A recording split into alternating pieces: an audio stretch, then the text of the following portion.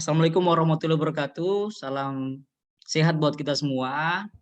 Kita berjumpa lagi di mata kuliah hukum pidana. Kali ini kita akan membahas terkait alasan diperberat atau diperingannya pidana ya. Jadi beberapa minggu yang lalu kita sudah menjelaskan terkait soal teori pemidanaan dan juga jenis-jenis pidana yang diatur dalam kitab Undang-Undang Hukum Pidana. Kali ini kita akan membahas terkait dasar-dasar yang menyebabkan diperberatnya dan diperingannya pidana. Jadi setiap orang yang melakukan satu tindak pidana, ketika dia mau dihukum, ya mau dijatuhkan hukuman oleh majelis hakim, maka ada alasan-alasan yang mungkin orang itu bisa diringankan hukumannya, dan juga ada alasan-alasan yang mungkin hukumannya itu bisa diperberat. Jadi itu ada aturan mainnya juga di dalam kitab Undang-Undang Hukum Pidana. Nah, untuk alasan diperberatnya di pidana, tolong dicatat baik-baik. Untuk alasan diperberatnya di pidana, ya, di dalam KUHP itu ada tiga hal yang dapat diperberat pidana. Yang pertama adalah melakukan suatu tindak pidana karena jabatan. Yang pertama adalah melakukan suatu tindak pidana karena jabatan. Ya, jadi melakukan tindak pidana karena jabatan. Yang kedua adalah melakukan suatu tindak pidana menggunakan bendera kebangsaan, yaitu bendera Sang Merah Putih. Ya. Yang ketiga adalah melakukan suatu pengulangan kejahatan, mengulang lagi melakukan kejahatan. Lazimnya di dalam hukum disebut dengan residivis, ya. Lazimnya disebut dengan residivis. Nah, tiga hal inilah yang ketika hakim ingin menghukum seorang terdakwa, dan apabila terbukti dia melakukan suatu tindak pidana karena jabatan, atau karena dia menggunakan bendera kebangsaan, atau karena dia adalah bagian dari residivis, maka hukumannya akan diperberat. Jadi hukumannya akan diperberat. Bukan ancamannya ya, tapi ancamannya yang diperberat. Ya, maaf. Bapak luruskan, ancamannya yang diperberat. Bukan hukuman, tapi ancaman. Jadi tolong yang mahasiswa hukum harus bisa bedakan mana yang ancaman, mana yang hukuman. Kalau ancaman itu adalah hukuman yang tertulis di dalam setiap pasal atau KUHP. Sedangkan kalau hukuman itu berarti adalah hukuman yang sudah dijatuhkan oleh majelis hakim. Majelis hakim, ya. Seperti itu. Jadi alasan pemberatan ini kalau kita baca tolong di-mute ya. Kalau kita baca, maka setiap perbuatan tersebut maka akan ditambah sepertiga dari ancaman yang ada di dalam pasal. Jadi rumusnya adalah ditambah sepertiga. Tolong catat baik-baik. Jadi setiap ancaman, taruhlah mungkin ancamannya adalah 15 tahun, 15 tahun. Kalau dia ditambah sepertiga, itu berarti berapa? Bisa mencapai 20 tahun kalau ditambah sepertiga. Jadi kalau ancamannya 5 tahun, tambah lagi sepertiga. Jadi berapa? Kalau ancamannya 8 tahun, ditambah lagi sepertiga. Jadi berapa? Itulah alasan diperberatnya pidana ya, ketika melakukan tiga hal tersebut. Oke. Bisa dimengerti ya? Nah, bisa Pak. Itu nanti bisa adik-adik bisa lihat di pasal 52 KUHP, bisa dicatat, nanti bisa dilihat saja sendiri di pasal 52 KUHP ya. Jadi di situ dikatakan, jadi bila mana seseorang pejabat melakukan tindak pidana ternyata karena jabatannya, maka hukumannya itu akan ditambah sepertiga. Jadi ini biasanya sudah ada aturan lebih spesialis lagi di Undang-Undang Tindak Pidana Korupsi ya. Itu di situ sudah tahu lah, namanya koruptor pasti pejabat ya. Jadi mereka pasti hukumannya akan diperberat ya, seperti itu. Yang berikut adalah terkait soal bendera kebangsaan, nanti bisa dilihat juga di pasal 52 huruf A-nya ya. 52 huruf A-nya itu ya. Jadi situ ketika melakukan suatu kejahatan tapi menggunakan bendera kebangsaan, maka akan ditambah lagi juga sepertiga. Jadi kalau melakukan tindak pidana membunuh orang terus tiba-tiba Anda sambil pegang-pegang bendera merah putih, maka itu akan diperberat hukumannya. Jadi jangan coba-coba melakukan tindak pidana, mau mencuri, mau melakukan tindakan asusila tapi membawa bendera merah putih, itu ya akan hukumannya diperberat seperti itu, ya. Jadi jangan coba-coba melakukan satu tindak pidana dengan membawa bendera merah putih karena itu akan berat, ya, diperberat dia punya hukuman. Kita lanjut, yaitu tentang residivis, ya, tentang residivis. Kita lanjut tentang residivis. Jadi residivis ini nanti adik-adik bisa dilihat di pasal 486, ya, ada juga 487 dan 488, ya. Itu terkait soal tadi pengulangan tindak pidana, ya, pengulangan tindak pidana. Ini namanya residivis. Jadi kalau seumpamanya pelaku sudah divonis dan sudah menjalani hukuman di dalam lembaga pemasyarakatan, ketika dia dinyatakan bebas,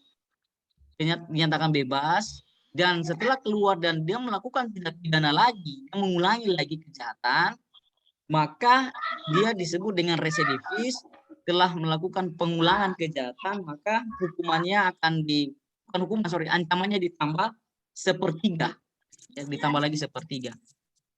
Ya, sama halnya kemarin lihat ya, kasus terjadi di lapas, dia melakukan suatu tindak pidana lagi dalam lapas, maka mereka tergolong apa tadi, residivis. Bisa ya, itulah disebut residivis. Jadi residivis adalah melakukan pengulangan suatu tindak pidana. Oke, itulah alasan pemberatan pidana. Jadi ada hanya 3 hal tadi ya. Kita bisa ulang: melakukan tindak pidana menggunakan bendera merah putih, melakukan tindak pidana karena jabatan, ya, melakukan tindak pidana karena pengulangan, ya, yaitu disebut residivis. Konsekuensi hukumnya adalah ancamannya ditambah berapa? Berapa? Ditambah sepertiga, Pak. Ya, sepertiga. Sekarang alasan diperingannya pidana, ya, alasan diperingannya pidana. Nah, alasan diperingannya pidana, ya, alasan peringannya pidana itu ada 3 hal, ya, perlu dicatat, ada 3 hal juga.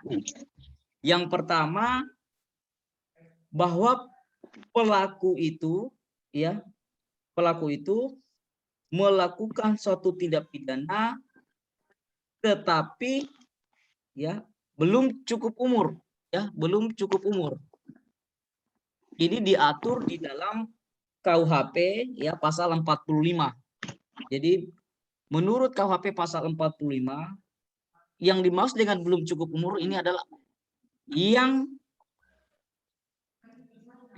belum mencapai umur 16 tahun. Jadi yang belum mencapai umur 16 tahun mereka dianggap masih anak. Jadi ketika anak ini melakukan suatu tindak pidana, maka hukumannya akan diperingan. Ya, hukumannya akan diperingan. Bisa ya? Oke. Yang kedua, ini juga ada undang-undangnya. Jadi ada undang-undang perlindungan anak. Jadi ada undang-undang perlindungan anak dan juga ada undang-undang peradilan anak. Jadi kalau keduanya itu bisa dibedakan adalah kalau perlindungan anak berarti anak sebagai korban. Kalau anak sebagai pelaku maka yang dipakai adalah undang-undang sistem peradilan pidana anak. Ya. Oke, bisa.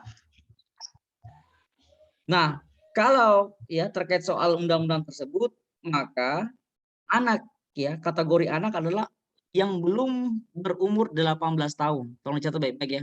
Yang belum berumur 18 tahun. Jadi kalau udah pas 18 tahun maka sudah dianggap dia dewasa.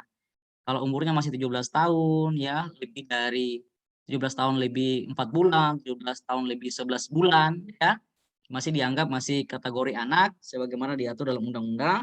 Tapi kalau sudah pas 18 tahun maka dia masih kategori, ya, sudah masuk kategori dewasa. Nah, itu nanti juga ada keringanan-keringanan dalam penghukumannya juga kalau yang masih anak. Yang terakhir adalah percobaan, ya, percobaan atau tindak pidana percobaan. Ya, namanya adalah tindak pidana percobaan. Jadi dia masih melakukan coba-coba.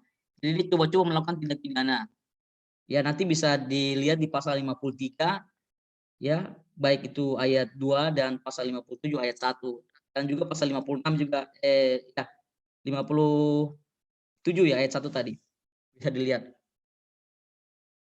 Ya. Nah, percobaan ini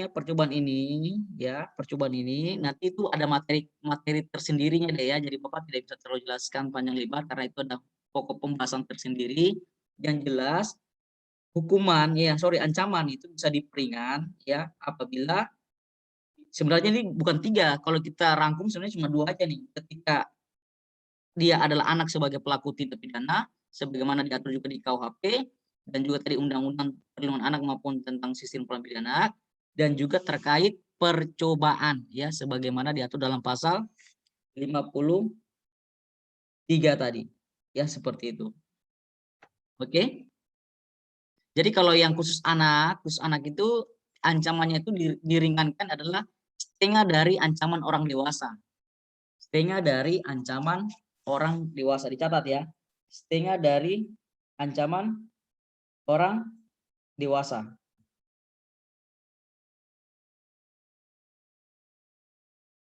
Sudah?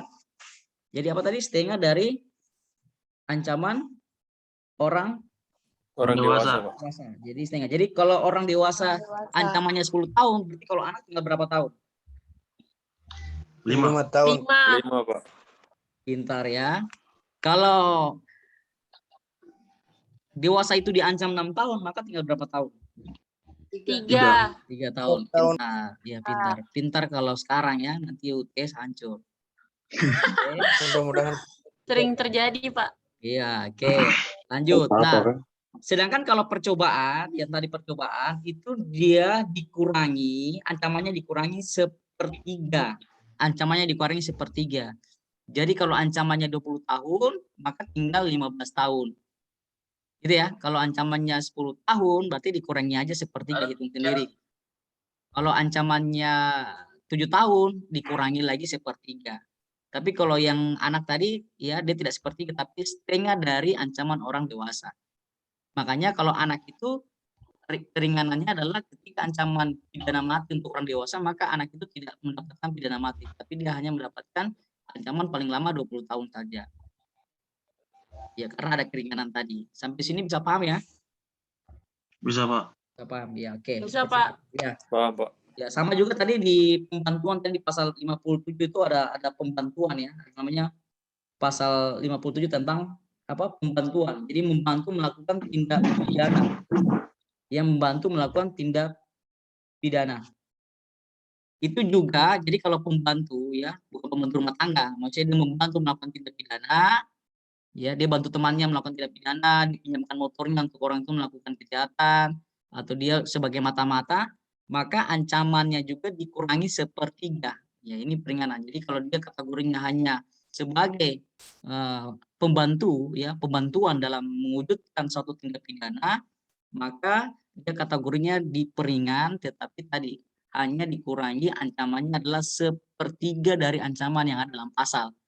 Bisa ya, bukan dihukum terus dikurangi sepertiga. Jangan salah ya. Bukan berarti hakim vonis 10 tahun terus ya Anda dihukum 10 tahun karena Anda diperingan maka Anda dikurangi sepertiga, bukan. Tetapi yang diperingannya adalah ancaman maksimalnya. Bisa, ancaman maksimalnya yaitu sepertiga. Baik, ada pertanyaan? Saya yakin tidak ada ya, karena Anda sangat pintar sekali ya. Smart ya, nice people dan good people lah. Ya, jadi Bapak simpulkan ya tadi, berarti ada dalam hukum pidana ada alasan orang itu diperberat dia punya hukuman, ya dalam hal ini ancaman ya, dari perspektif ancaman. Ada juga diringankan dia punya ancaman atau hukuman tadi ya, ancaman. Kalau perberat berarti ada 3 hal, apa saja? Melakukan tindak pidana karena jabatan, melakukan tindak pidana dengan menggunakan bendera merah putih, dan yang ketiga mengulangi kejahatan atau residivis. Konsekuensinya hukum apa tadi? Ancamannya ditambah sepertiga, ya ancamannya sepertiga. Oke, kalau dia ancamannya ada 15 tahun maksimal, karena ada unsur pemberatan maka menjadi 20 tahun maksimal karena ditambah sepertiga.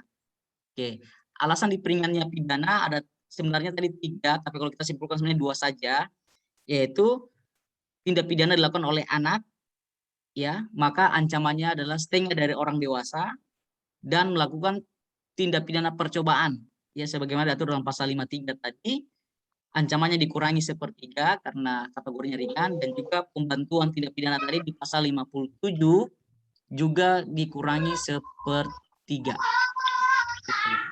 Oke.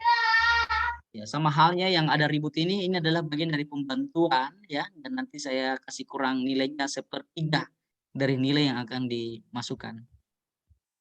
Baik, itu aja yang mungkin yang bisa Bapak sampaikan. Mohon maaf kalau mungkin ada salah kata, ya, materinya mungkin kita singkat saja untuk menghemat waktu.